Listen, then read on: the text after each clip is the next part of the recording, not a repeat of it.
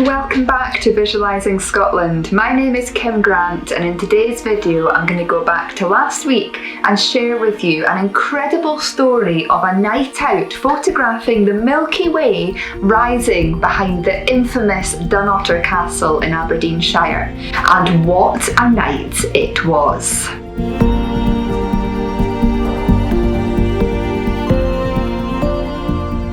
So when I headed out to photograph the Milky Way, I had all the intentions in the world of filming a proper vlog about the experience. But when I got there, I only had about an hour to capture the Milky Way, and there was also a few other photographers there, which I wasn't actually expecting. Especially given it was like 3:30 in the morning. But they obviously had the same idea as myself and Andrew from Scotland's Night Sky, who was the one that invited me out to do this. So vlogging when you've got other photographers that you don't know around you isn't, I would say, the most friendliest of things to do. And I of course didn't want to get in their way by flashing torches and setting things up and speaking into a camera. So instead I have a few clips that I shot that night, and of course the final photographs that I'm going to share with you today. But I didn't want to not share this story with you because it was one of the most incredible nights, and it showcases really the importance, I think, from time to time of putting yourself out of your comfort zone and going to photograph something completely different and have these experiences that are so out with the norm that you can remember forever. And this is certainly one of those experiences.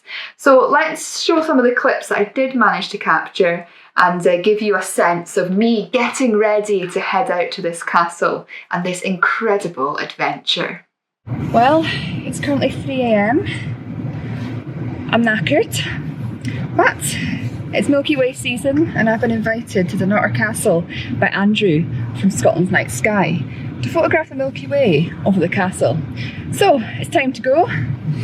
The things we do for photographs, eh? So here I was, it was 3 o'clock in the morning, I was heading off to Dunnottar Castle and I barely slept a wink. You know what it's like when you know you're getting up super early in the morning? You just can't sleep because you're probably in the back of your mind, you're so terrified that you'll sleep through your alarm.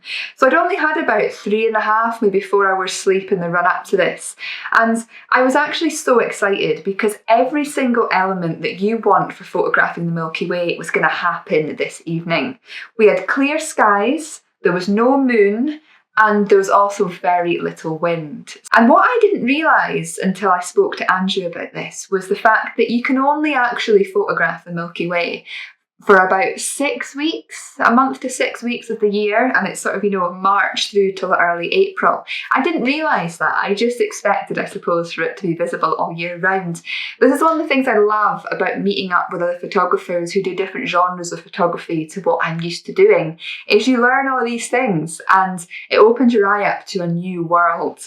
And this evening, although I didn't manage to film much of it, I wanted to share the experience with you all because it really showcases the importance, I think, of getting out of your comfort zone, trying something new and challenging yourself to go out at unfavourable times of the day to witness things which 99.9% of the human race have probably never seen. So when I got there, I met Andrew and we set up our cameras and we got ready for the night ahead. And like I say, we only had about an hour, or I only had about an hour by the time I got there to capture the Milky Way before the sun was beginning to rise. You got that first blue tint of the sunrise coming up from the horizon.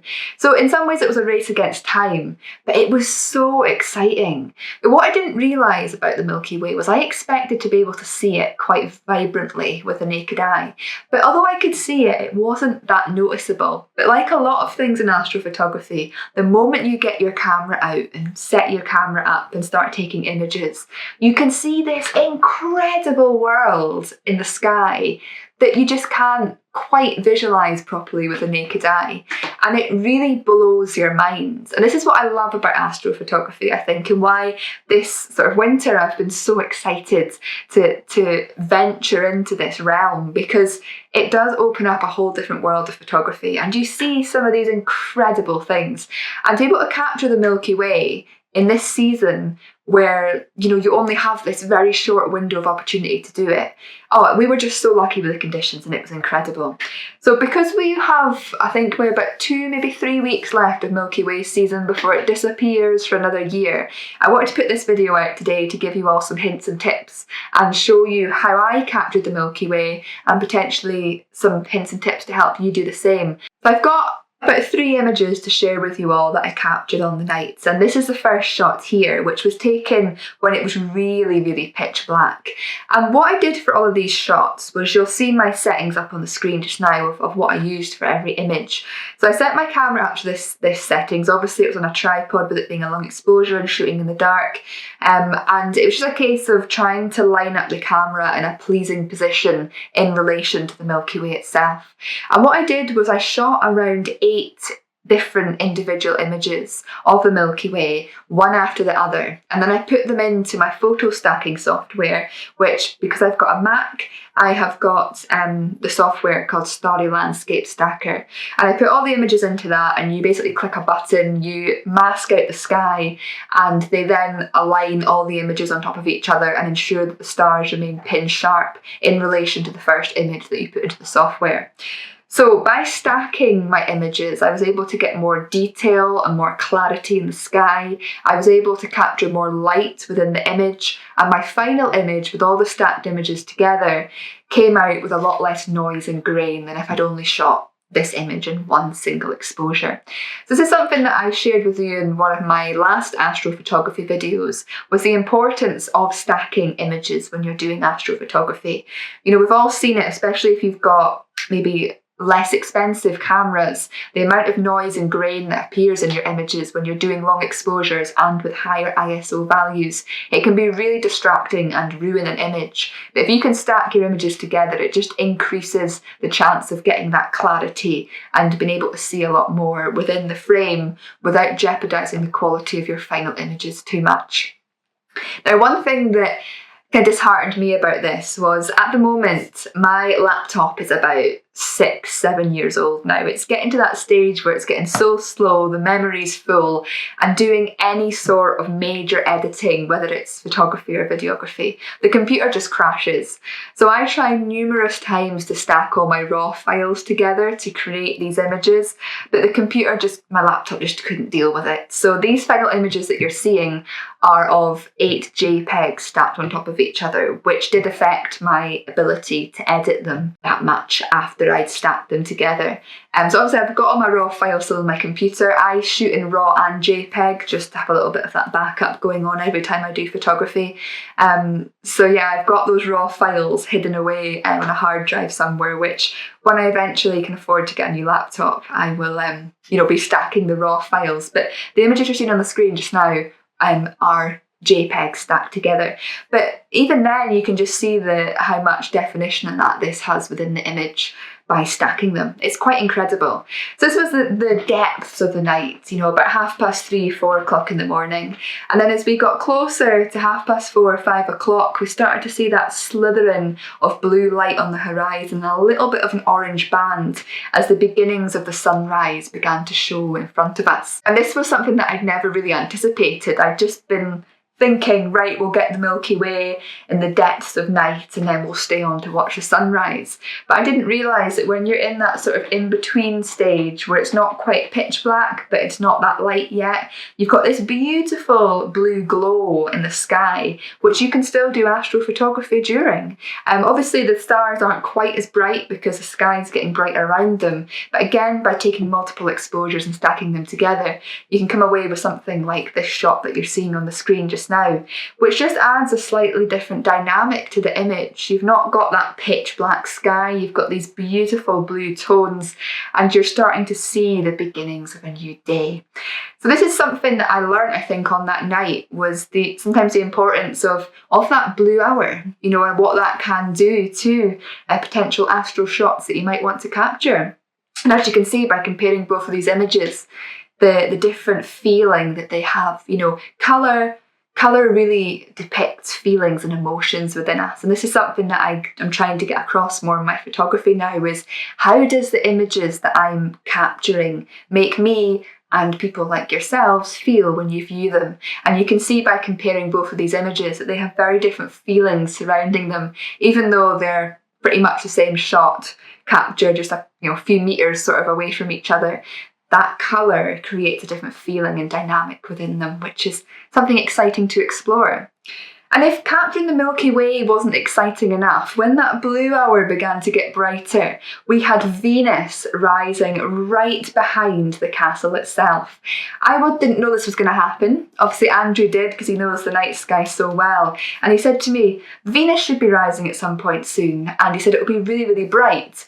And we were waiting and waiting and waiting, and we couldn't see it. And then suddenly we saw this massive bright light rising behind the castle, which initially, when it was close to the horizon, I just thought it was a boat out to sea. But as it kept rising, you could see that it was actually something else. And it was such an amazing thing to capture in that hour between the depths of night and actual sunrise. It was delightful. I mean, to be able to capture the Milky Way and Venus rising in one night, it really opened my eye up, like I say, to the incredible world of astrophotography. And many people say to me, Kim, I can't get up early in the morning. I can't get up for sunrise. I just can't do it. I can't get up to do astrophotography. But see, if you just do it now and again, you don't make a routine out of it, but you do it maybe a handful of times a year, especially if you know you're going to capture something as rare as the Milky Way rising on a night where the conditions are perfect for it. You just feel so excited that the actual act of getting up early and doing it is so worth it. So worth it. So I really wanted to make this video today to share that experience with you all, but also to encourage you all to get out, to enjoy times of day like this for yourself. We spend so much of our lives just hunkered down indoors, but there's an incredible world out there just waiting to be seen. And I'm so grateful that Andrew invited me out that night to photograph that with him, because it's something, like I said, I've never done it before, and who knows if I'll ever do it again in the future. But it was thoroughly enjoyable and an experience I'll remember for a very long time. Before I sign off this video, I've got two announcements to make. Firstly, some of you may notice down below, underneath my videos, I've got a new merchandise shelf. I now have a number of hoodies, sweatshirts and t-shirts, both with my Visualising Scotland logo on them, as well as a Lighthouse Lover one, an I Love Scotland one, and an I Love My Camera one. And there's also one that says Sunset Photographer as well. And there's going to be a few more photographic designs coming soon, but just to let you all know that I now have a merchandise range. So if you do want to support my channel, that's just one way you can do it. And those beady-eyed viewers of you may also notice that there's a new button at the bottom of the videos as well that says join. I now have a membership aspect to my YouTube channel. It doesn't change any of my normal content, so it's not something that anybody has to sign up to.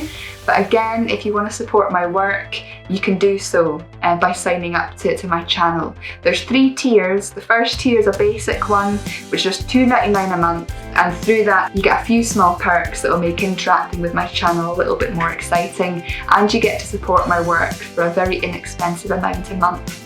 And there's an intermediate level, which offers you early access to new video uploads, as well as 10% off my mentorship program should you wish to sign up to that. And there may be other discounts added to that in the near future as I offer new things. And the final one is the advanced tier. And the advanced tier is probably the most exciting one, but equally it's the most expensive one. So I appreciate it's not something that many people will be able to sign up to, but it does mean that those of you who are really big fans of my channel have access every month to a live Q&A and speaking chat through my channel that will only be available to advanced members. But it means that once a month we can sit down and connect with each other through YouTube, and I can share some of the things that are going on behind the scenes, books that I've read, things that I've realised, share things with you out with my normal content. And from time to time there'll also be extra videos going up for my advanced members, things like bloopers and behind the scenes and stuff like that.